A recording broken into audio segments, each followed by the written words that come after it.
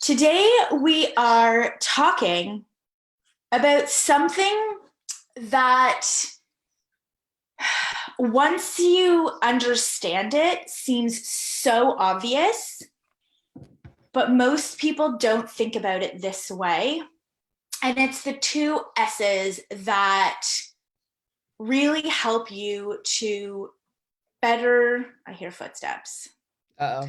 Yeah, that the two S's that help you stand out, that you should really take into consideration when creating content. And yesterday, if you missed yesterday's, we were sort of talking about this is when you decide.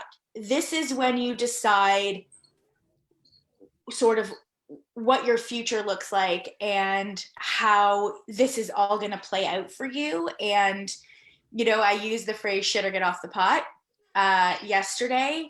And as we were, you know, chatting about what to share today, it really, you know, this idea of being afraid to market, being afraid to sell, being afraid to put yourself out there. I mean, that's always a thing, especially with our community, right? Like with practitioners and coaches, they're so scared to show up as unprofessional. They're so worried about other people's opinions. They're so insecure when it comes to being an authority and showing up as a leader and having an opinion and being judged, right? Yeah.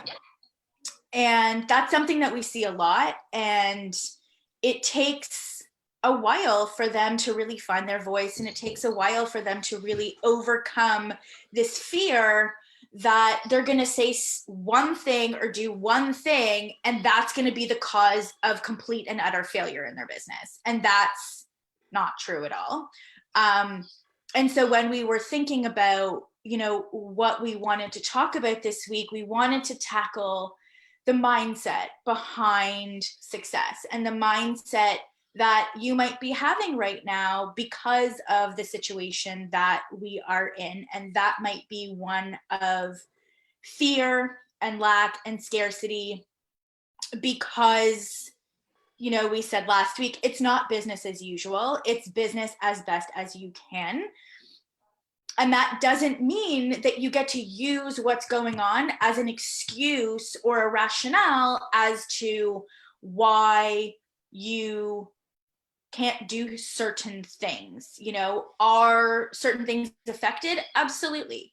You know, do we have to adjust messaging? Yes.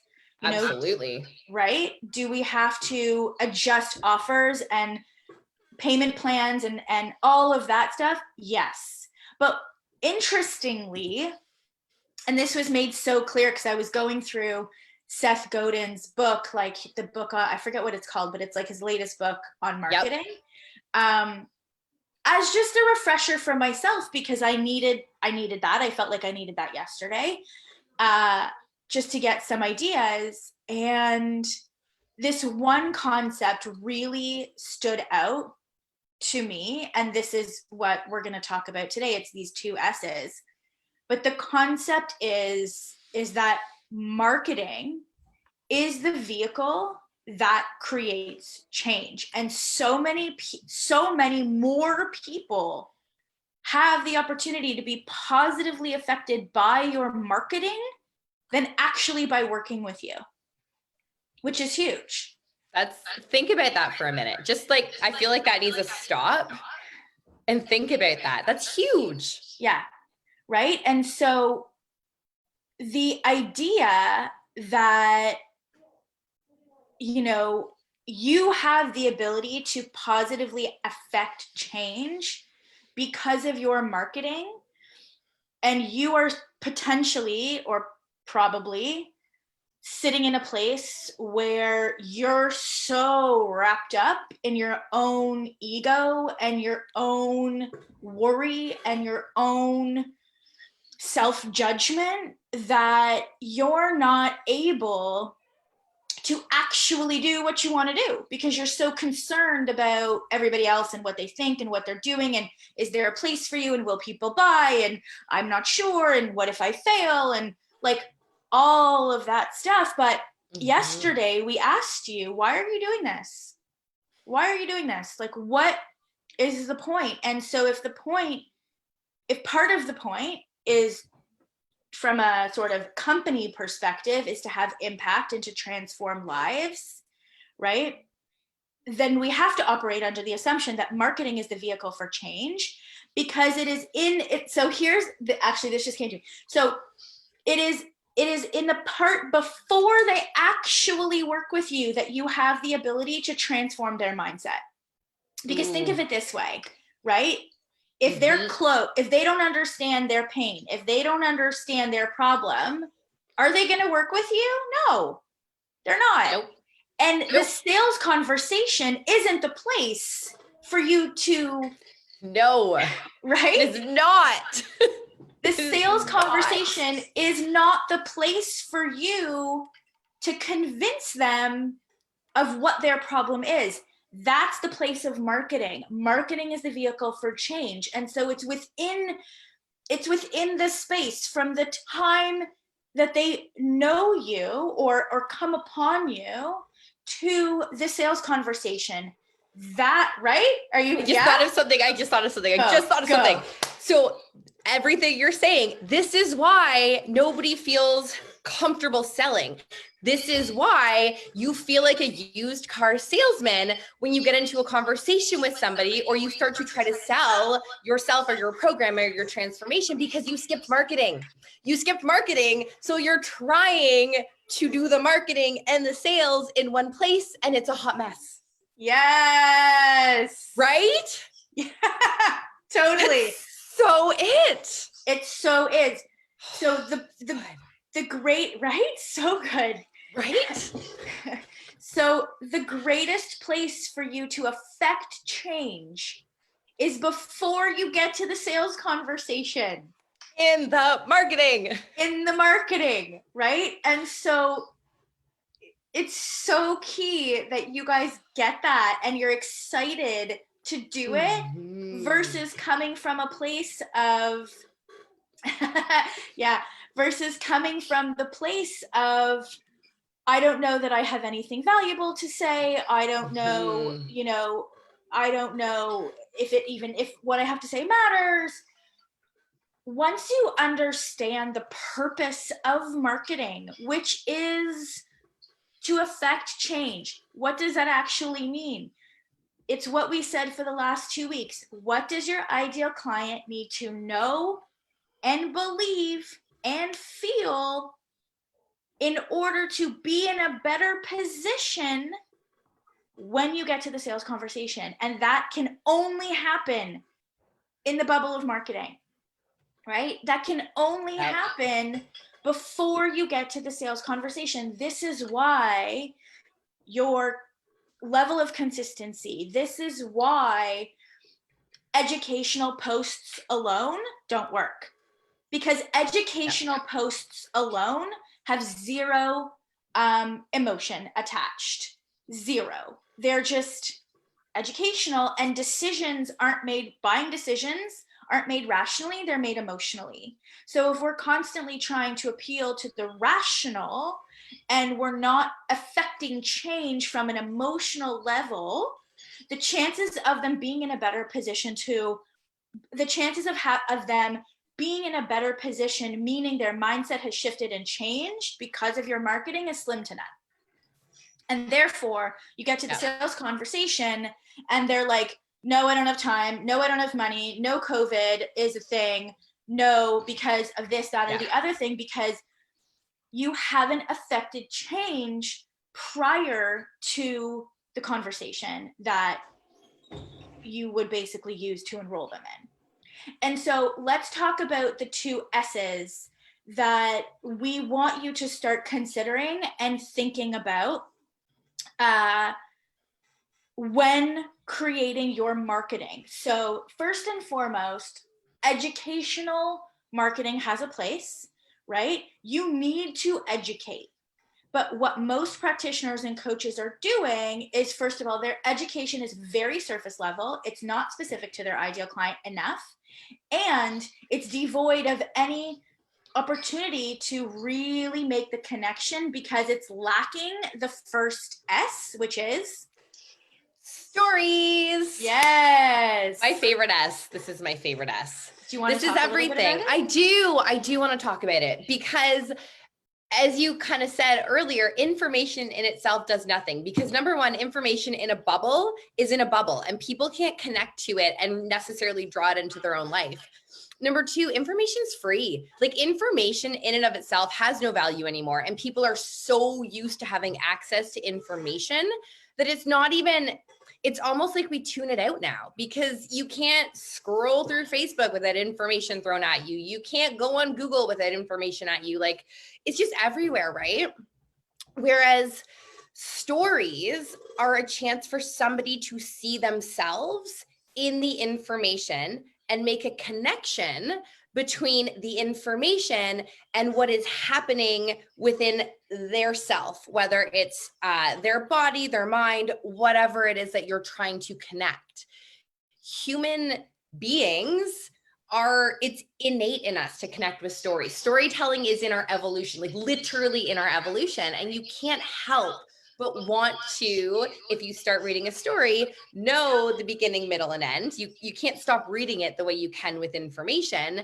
And number two, if you know your ideal client and if you know their lived experiences and can tell a story that you know they've gone through, they're going to read that story and say, oh my God, it's like they're in my head. That's me. Like, they're talking about me. Whereas information, nobody's saying that. Nobody's saying, oh, that's me. Oh, symptom. Oh my gosh, they're talking about me. How can I learn more? No.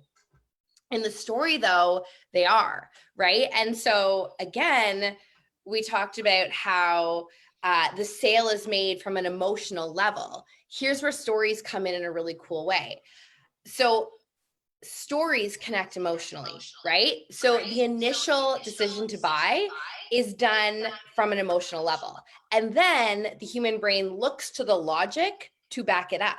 So if you can get really effective at telling stories that connect the information, you've not only done the emotional side, but you've also connected it to the logic. So the brain is hit on both levels, and the person is able to confidently move forward to whatever the next step you want them to take is. Yeah. Does that make sense to you guys? It does. Well, I hope that it does. And look, here's the truth of it.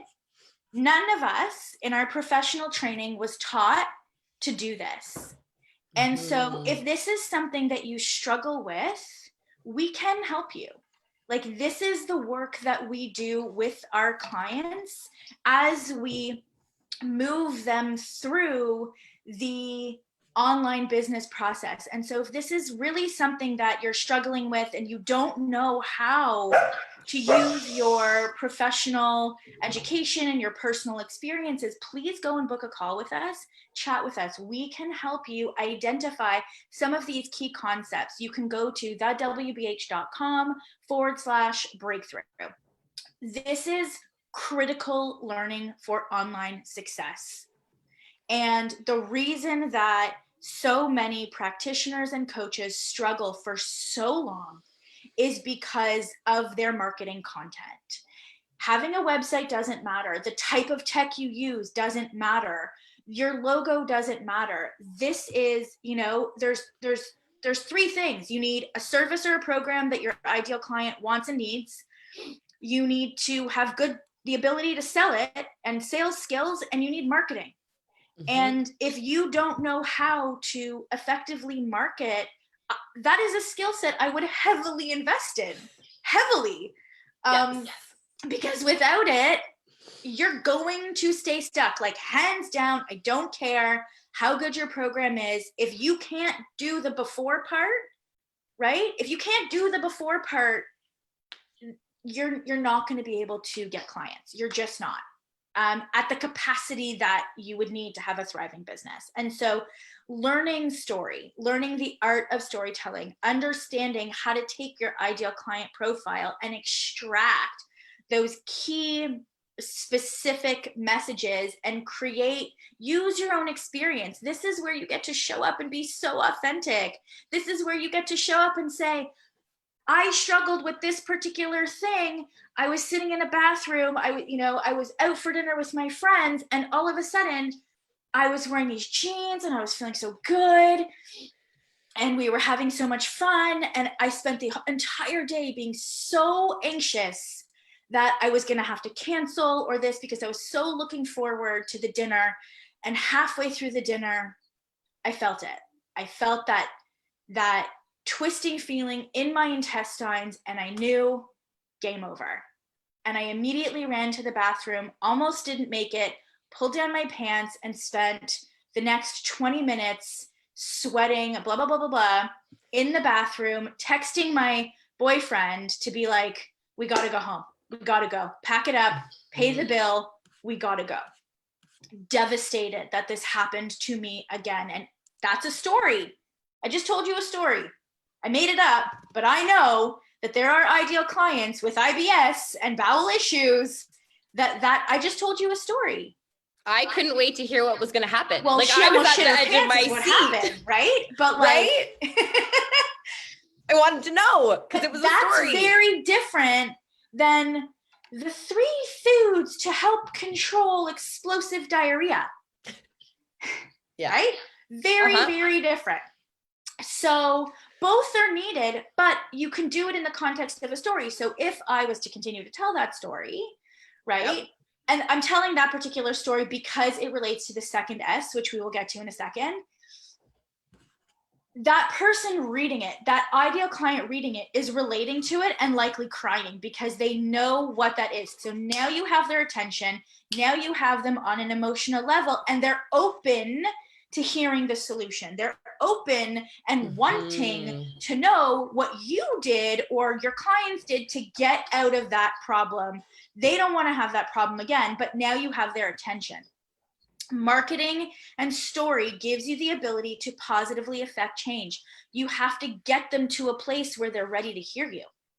You have to get them to a place where they're ready to be open. And it's almost like they then ask you, hey, if you also had this experience, which it felt like you were telling my story, what did you do to stop it? What did you do? Right? And you use the stories, this is how you be so real, and you use your own experience. This is also why, by the way, key point here, you can get over the fear of being an imposter and feeling like you don't know enough to help people, because all you need to do is tell them some stories. That's all you need to do. Yeah. Right? That's all you need to do. You just need to tell them some stories and understand that every single person on this planet just wants to feel validated. Let me ask you guys this. Are you watching Glennon Doyle's daily IG live, whatever? Do you follow Jen Hatmaker? Are you watching her daily blah, blah, blah? Do you watch the Hollis people every single day? Why? Why do you watch them? Because they're talking about their feelings, their current situation, and they're making you feel less alone. They're making your crazy ass life feel super validated, because you're like, wow, if Rachel Hollis makes meat sauce, then, it's okay for me to make meat sauce or whatever, right? And so your ideal clients look at you in the same way. And if you are not communicating in that way, if you are just being surface level, staunch, professional, 3 foods to help stop explosive diarrhea, and you're never talking about your own explosive diarrhea, you're not going to be able to get them to a better position to work with you, because they don't trust you. Because because they want to feel like you've been where they are, and using story is the best way to get them to that place. Otherwise, they feel like you're preaching at them. Nobody wants to be preached at, right? Like that doesn't feel good when this leads directly into the next one. When somebody is up here and making you feel like you're down here, that doesn't feel good. Right. Yeah. I remember actually listening to a podcast that Rachel Hollis did, and I don't remember which one it was. And I have done this for years because I learned this, and this is a learned skill, okay? When you do speaking, if you're good at it, you purposefully start with an extremely embarrassing or vulnerable story. Yes. Always. This is also why when we teach our clients how to do webinars, we get them to talk about their 3 credible bullet points and their 3 vulnerable bullet points at the very beginning, because the people that are looking to you are putting you on a pedestal. And if you don't start with an embarrassing or vulnerable story or situation, you aren't relatable. Yep. And you are too, oh, I could never be like her. Right? People like to root for other people. They want to root for you. They want to cheer for you. And if you don't give them a reason to, they won't. Yeah. And so this really does bring us to the next S, which is something that might not make sense to you, but just hear us out. And that is status. And status is everything. And I want to give you some examples of what status is. So when you think about your ideal clients, right? What you're trying to do is get them to understand that by working with you, it's going to elevate their status. And what does that mean? It means it's going to elevate their self-worth. Mm-hmm. It's going to elevate their confidence. It's going to take away their pain, right? And everybody, my ideal Lord, we all have this idea of this person in our head that we're reaching to be, right? And so your job is to help them see that by working with you, okay, that's going to elevate their self-perceived status. Now, there's some problems with that. Do you want to talk about what the problems are in the form of objections? In the form of objections. Let's see. So if we're talking about status and we're talking about the problems that comes up with, people, when they are deciding whether or not to work with you, one of the biggest objections is they do not want to lower their status. And they don't know that, inherently, that's not something that they say to themselves, oh, I don't want to lower my status, so I will not do this. But it means that they don't want to put themselves in a position to fail, in a position to see themselves in a place that is lower than they currently see themselves. And then to extrapolate on that, to have other people see them fail, right? So if you never try, you never fail. And so one of the big objections that you have to be able to overcome in your marketing before you have the sales conversation, because this is hard to objectify. This is hard to blast through in the moment, but you have to show them why, everything they've tried previously to this point that they have failed at and hence lowered their status hasn't been their fault. It's not that they aren't good enough. It's not that they couldn't do it. It's that they weren't doing the right things. They were lied to. People were showing them things that were not going to work. And that's why. And so by working with you in this new way, in this, method that you've created, that you've done a really, really good job marketing and sharing through stories about why it works and how it works and all that stuff, they can feel comfortable that they're not going to fail because this is new, and therefore they are not going to lower their status. Yeah. And I want to give some examples. So the status of the way that their spouse looks at them. Yes. Right? So it's like, I don't want to be embarrassed by trying and failing again because my husband already looks at me like a loser, or I think he looks at me like a loser because I've already tried so many things. So the objection is, I can't spend another dime on this because nothing has worked in the past. But the rationale behind it is, I'm scared to embarrass myself again, which will, inevitably drop my status in the eyes of my spouse. Or the social situation objection is really, really valid in the sense of, and here's something that's positive.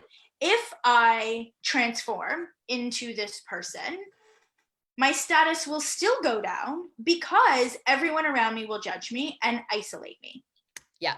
And so the fear is, if I do this, if I lose the weight, clean up my acne, transform my mindset, take my power back, have body positivity, whatever it is, then I'm going to be different. And will people accept me? And will I want to be around them if they aren't sort of leveling up with me? And so therefore my fear is that I will be ostracized from my friend group, and in their eyes, my status is going to go down. Yeah. And that's a legitimate fear for a lot of people. Yeah. So, right? Or for example, spending more money on things that haven't worked, right? Yep. In the eyes of whoever else looks at your finances, they're going to now judge you as a failure and wasting money, and your perceived status is going to go down.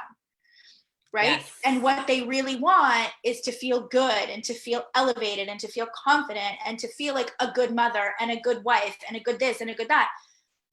But unless you address those real legitimate fears and use stories of other clients, your own self, elements that you've built into working with you that help to mitigate the risk of failure, they're not going to be in a better position to buy from you or to work with you. And like we've said, these conversations are not necessarily the conversations you want to be having in the sales conversation. These are the conversations that you have in your marketing, right? In your webinar, in your Facebook Lives. You can do an entire Facebook Live on, do you have a secret credit card that you use to buy X programs and supplements?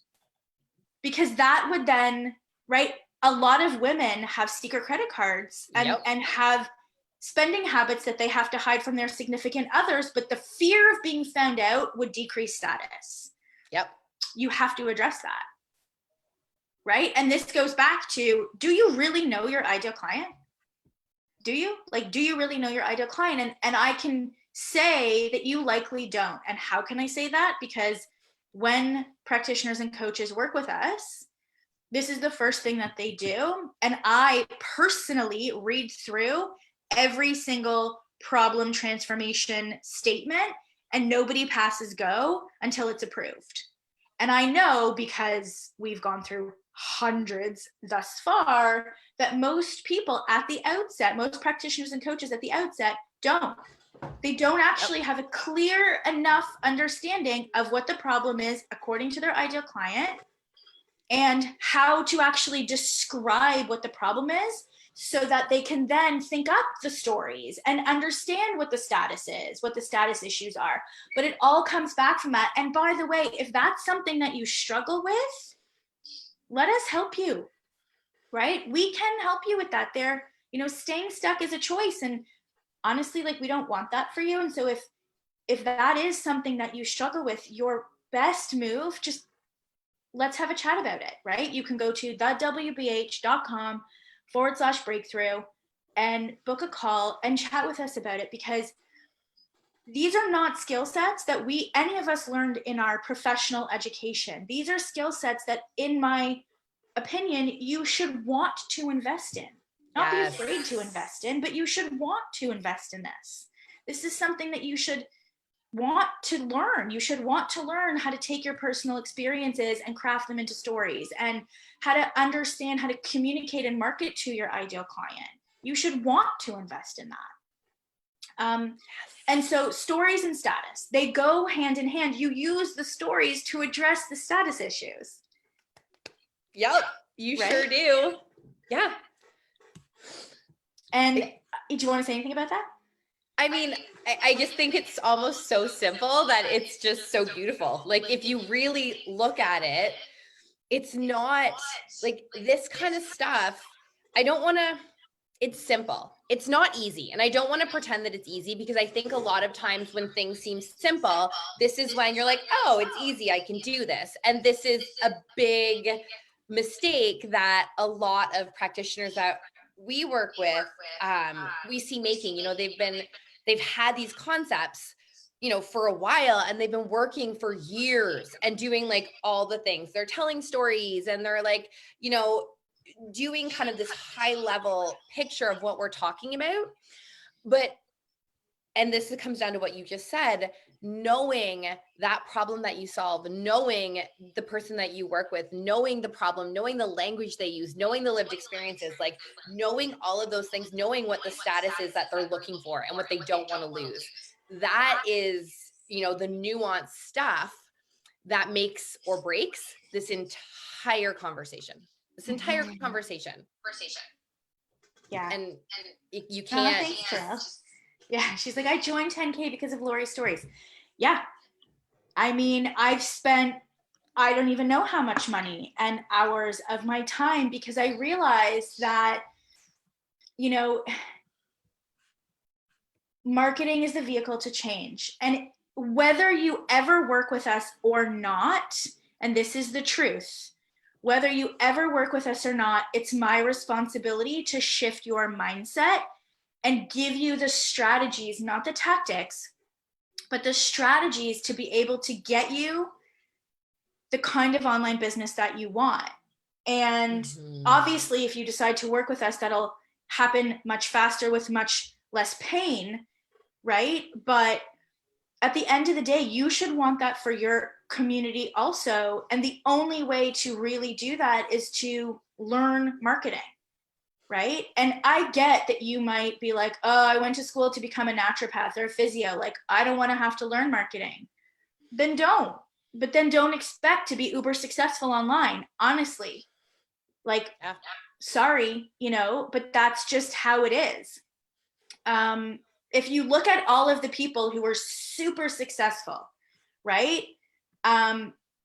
Marie Forleo, Gary Vaynerchuk, like even brands, right? The Honest Company, and what other brands? I don't even know. Kim Kardashian, like all of these people, why do you think that they have that level of success? It's because their marketing matters. Their marketing means something to their ideal client. The stories, the hooks, the lessons, the examples, the case studies, right?